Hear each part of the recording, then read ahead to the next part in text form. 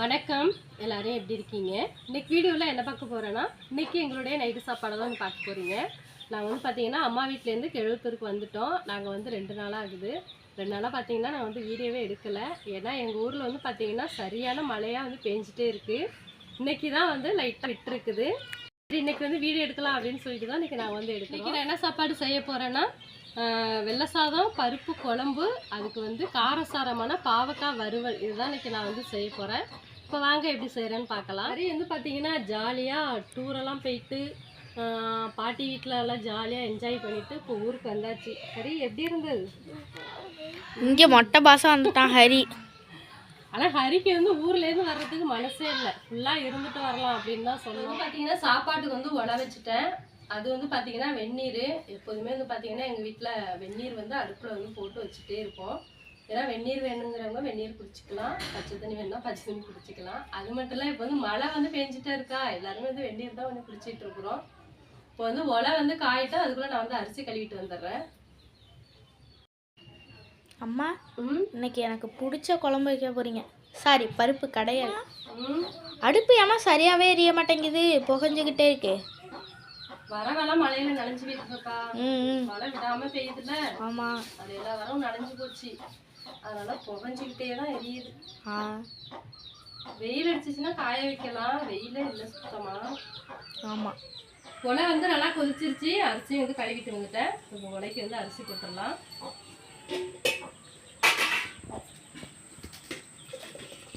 நல்லா கொதிக்குது. தள்ளி நின்று பாப்பா, தண்ணி தெறிக்கும். ஆமா, நல்லா வேற கொதிக்குது. அம்மா, உங்களுக்கு இது மாதிரி அரிசி போடுறப்ப அந்த தண்ணி தெரிச்சிருக்கா? இந்த இப்போ கூட தாங்க தெரிச்சிச்சு. தெரிக்கும் தான்.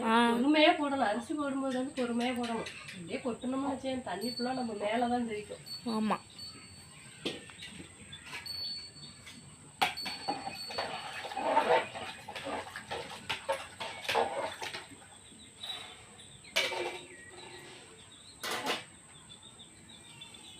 சாப்பாடு வந்து வெந்துகிட்டு இருக்கட்டும். அதுக்குள்ளே வந்து பருப்பு குழம்புக்கு தேவையான பொருளெல்லாம் வந்து ரெடி பண்ணிடுறேன். பாருங்க, சாப்பாடு வந்து நல்லா கொதிச்சிட்டு இருக்குது. இப்போ நல்லா வந்து கிண்டி விட்டுறலாம்.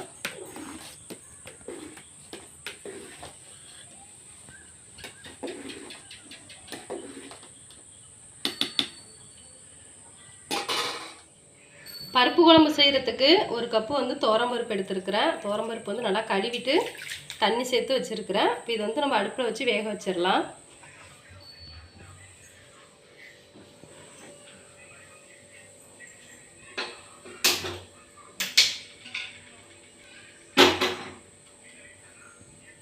இந்த பருப்பு கூடவே கொஞ்சமாக வந்து பூண்டு உரித்து வச்சுருக்கிறேன். இந்த பூண்டு சேர்த்துக்கிறேன்.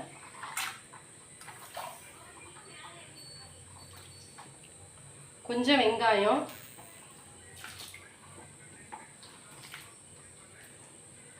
ஒரு 3 தக்காளி கட் பண்ணி வச்சிருக்கிறேன். இந்த தக்காளியும் சேர்த்துக்கலாம்.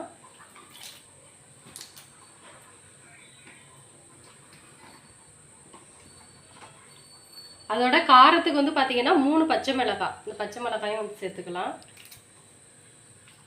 அது கூட 1/2 ஸ்பூன் வந்து மஞ்சள் தூள் சேர்த்து நல்லா கலந்து விட்டுட்டு மூடி வச்சிடலாம். பருப்பு, தக்காளி, வெங்காயம் எல்லாமே வந்து நல்லா வேகட்டும். பருப்பு குழம்புக்கு வந்து பருப்பு வந்து அடுப்பில் வேக வச்சுட்டேன். அடுத்து வந்து பார்த்தீங்கன்னா அந்த அடுப்பில் பாவக்காய் வறுவல் வந்து நம்ம செய்ய ஆரம்பிச்சிடலாம். பாவக்காய் வறுவலுக்கு பாருங்கள், பாவக்காயை வந்து நல்லா கழுவிட்டு பொடியாக கட் பண்ணி வச்சுருக்கிறேன். நம்ம வந்து இந்த மாதிரி வந்து கட் பண்ணிக்கலாம், அப்படி இல்லைன்னா ரவுண்டாகவும் நம்ம வந்து கட் பண்ணி எடுத்துக்கலாம். நமக்கு வந்து எப்படி விருப்பமோ அந்த மாதிரி வந்து கட் பண்ணிக்கலாம். வெங்காயம், கருவேப்பிலை எல்லாம் ரெடியாக இருக்குது. இப்போ தாளிக்க ஆரம்பிச்சிடலாம். பாவக்காய் வறுவல் செய்கிறதுக்கு எண்ணெய் சட்டி சூடாயிட்டு இப்போ வந்து எண்ணெய் ஊற்றிக்கிறேன். எண்ணெய் வந்து கொஞ்சம் அதிகமாகவே ஊற்றிக்கணும் பாவக்காய் வறுவலுக்கு. இங்கே பாருங்கள், பருப்பு வந்து கொதிக்க ஆரம்பிச்சிட்டு இப்போ வந்து கிண்டி விட்டுடலாம். கிண்டி விட்டுட்டு கொஞ்சம் உப்பும் கொஞ்சமாக எண்ணெயும் வந்து ஊற்றிக்கலாம். அப்போ தான் வந்து பொங்காது. பருப்புக்கு தேவையான உப்பு சேர்த்துக்கிறேன். கொஞ்சமாக ஆயில் சேர்த்துக்கிறேன். ஆயில் சேர்த்துக்கிட்டோம்னா பொங்காது, பொங்காமல் வந்து பருப்பு வேகும். இப்போ வந்து கிண்டி விட்டுறலாம். கிண்டி விட்டுட்டு நம்ம திறந்தே வச்சிடலாம். எண்ணெய் சூடாயிட்டு 1/2 ஸ்பூன் கடுகு, 1/2 ஸ்பூன் உளுத்தம்பருப்பு சேர்த்துக்கிறேன். கடுகு நல்லா பொரிஞ்சிருச்சு. ஒரு 4 வரமிளகாய் வந்து 1 2 உடச்சி வச்சுருக்கிறேன். இப்போ இதையும் வந்து சேர்த்துக்கிறேன்.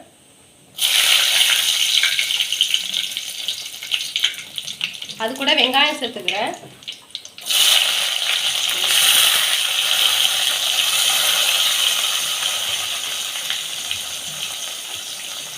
அதோட ஒரு கொத்து கருவேப்பிலை சேர்த்துக்கிறேன்.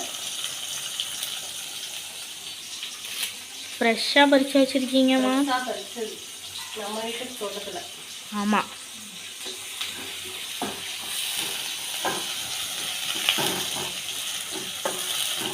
வெங்காயம் வந்து நல்லா வதங்கட்டும். நம்ம வந்து கிண்டி விட்டுறலாம். வெங்காயம் வந்து நல்லா வதங்கிடுச்சு. இப்போ வந்து நம்ம கட் பண்ணி வச்சுருக்கிற பாவக்காயை சேர்த்துக்கலாம்.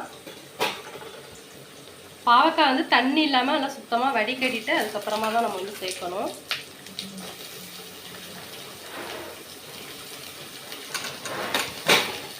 பாப்பா, ஏம்மா பாவக்காய் பிடிக்குமா? எனக்கு பிடிக்காதுமா. பருப்பு பிடிக்கும், பாவக்காய் பிடிக்காது. ஆமாம். இந்நேரத்துக்கு உருளைக்கிழங்கு வறுத்துருந்தீங்கன்னா சாப்பிட்ருவோம். பாவக்காய்க்கு தேவையான அளவு உப்பு சேர்த்துக்கிறேன். சேர்த்துட்டு நல்லா கலந்து விட்டுடலாம். கலந்து விட்டுட்டு மூடி வச்சிடலாம். பாவக்காய் வந்து நல்லா வேகட்டும்.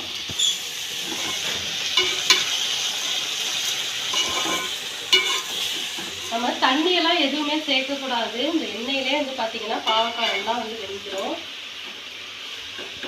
ஒரு அடுப்பில் பருப்பு வெந்துட்டு இருக்கு, இன்னொரு அடுப்பில் வந்து பார்த்தீங்கன்னா பாவக்காய் வெந்துட்டு இருக்குது.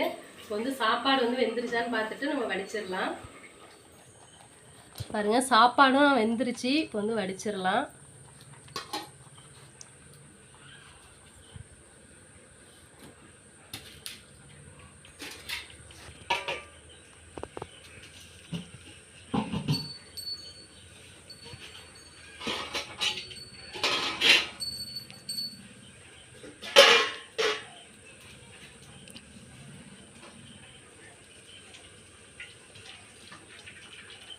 அம்மா, நீங்களும் சாப்பாடை இறக்குறீங்க, கரெக்டாக அடுப்பும் புகையுதுமா.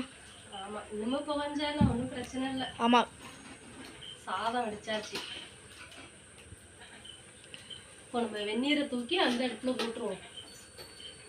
சூடாயிட்டே இருக்கும்ல. பாருங்க, பருப்பு வந்து நல்லா வெந்துருச்சு. அது கூட வெங்காயம், தக்காளி, பூண்டு எல்லாமே வந்து நல்லா வெந்துட்டு, இப்போ நம்ம வந்து அடுப்பை ஆஃப் பண்ணிவிட்டு இந்த பருப்பை வந்து நம்ம நல்லா கடைஞ்சி எடுத்துக்கலாம்.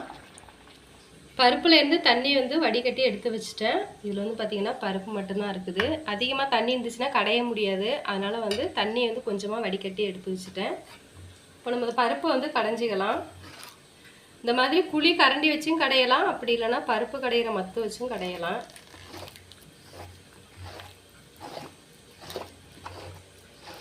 ஆவி பறக்குதுமா. மலைக்கேற்ற சூடான பருப்பு குழம்பு சுட சுட சாப்பிட்டோம்னா செமையாக இருக்கும். பாருங்கள், பருப்பு வந்து நல்லா கடைஞ்சி எடுத்துட்டேன்.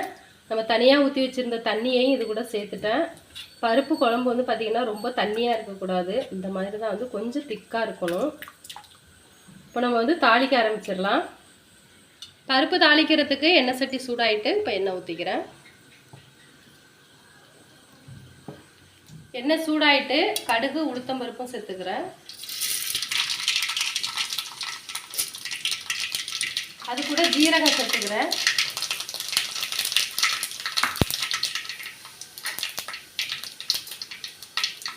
மூணு வரமிளகாய், ஒரு கொத்து கருவேப்பிலை,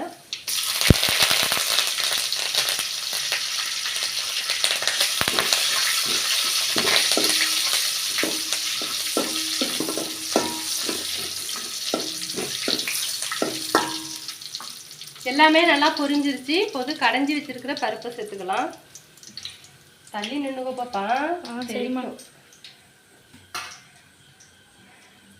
சூடா இருக்கு.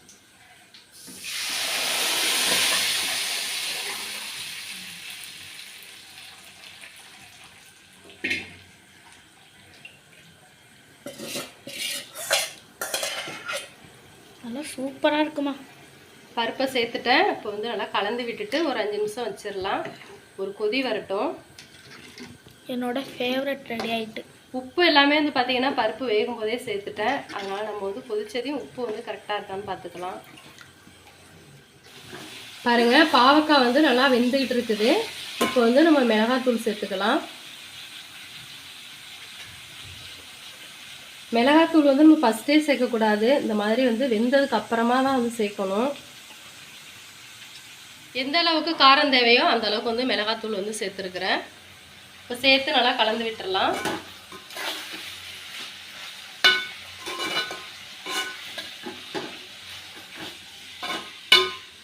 அம்மா, இது உங்களோட ஃபேவரட். ஆமாம், பருப்புக்கு வந்து கொஞ்சம் காரசாரமாக சைடிஷ் இருந்தால் தான் மட்டும் சூப்பராக இருக்கும். எனக்கு பரவாயில்ல, அந்த பருப்பு குழம்பே போதும். ஆமாம், பாருங்க பருப்பு வந்து கொதிச்சிட்டு இருக்குது. இப்போ வந்து பெருங்காயத்தூள் சேர்த்துக்கிறேன். பெருங்காயத்தூள் வந்து நம்ம தாளிக்கிறப்ப சேர்த்துக்கலாம். நான் வந்து மறந்துட்டேன், அதனால் இப்போ லாஸ்ட்டாக வந்து சேர்த்துக்கிறேன். இப்போ நல்லா கலந்து விட்டுடலாம். பெருங்காயத்தூள் சேர்த்து பருப்பு வந்து ஒரு கொதி வந்துருச்சு. பாருங்கள், சூப்பரான பருப்பு குழம்பு வந்து ரெடி ஆயிடுச்சு. இப்போ அடுப்பை ஆஃப் பண்ணிடலாம். பாருங்கள், மிளகாத்தூள் சேர்த்து பாவக்காய் வந்து நல்லா வெந்துருச்சு. நல்லா வெந்து சுருண்டு வந்துருச்சு பாருங்கள். இப்போ லாஸ்ட்டாக வந்து 1/4 மூடி தேங்காய் துருவி வச்சுருக்கிறேன். இப்போ இந்த தேங்காய் சேர்த்துக்கலாம். இந்த மாதிரி பாவக்காய் வந்து நல்லா வெந்ததுக்கப்புறமா மிளகாத்தூள் சேர்த்துட்டு லாஸ்ட்டாக தேங்காய் சேர்த்துக்கிட்டோம்னா பாவக்காய் வந்து கொஞ்சம் கூட கசக்கவே கசக்காது. சாப்பிட சாப்பிட நல்லா டேஸ்ட்டாக இருக்கும். தேங்காய் சேர்த்து கலந்து விட்டுடலாம். ஒரு சிலர் வந்து பார்த்திங்கன்னா பாவக்காய் வறுவலுக்கு தேங்காய் சேர்க்க மாட்டாங்க. நாங்கள் வந்து பார்த்திங்கன்னா தேங்காய் சேர்த்துக்குவோம். தேங்காய் சேர்த்தோம்னா கசப்பே இருக்காது, நல்லா டேஸ்ட்டாக இருக்கும். பாருங்கள், சூப்பரான பாவக்காய் வறுவல் வந்து ரெடி ஆயிடுச்சு. இப்போ அடுப்பு ஆஃப் பண்ணிடலாம். பாருங்கள், சுட சுட சாதம் வந்து ரெடி ஆயிடுச்சு. அது கூட போட்டு சாப்பிட சூப்பரான பருப்பு குழம்பு வந்து ரெடி ஆயிடுச்சு. பாருங்கள், பார்க்குறதுக்கு எவ்வளோ சூப்பராக இருக்குன்னு.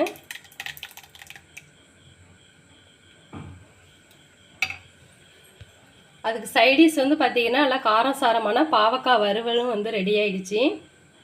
எல்லாமே வந்து பார்த்திங்கன்னா சுட சுட இருக்குது. இந்த மழை நேரத்தில் நம்ம சூடாக வந்து சாப்பிட்டோம்னா நல்லா டேஸ்ட்டாக இருக்கும்.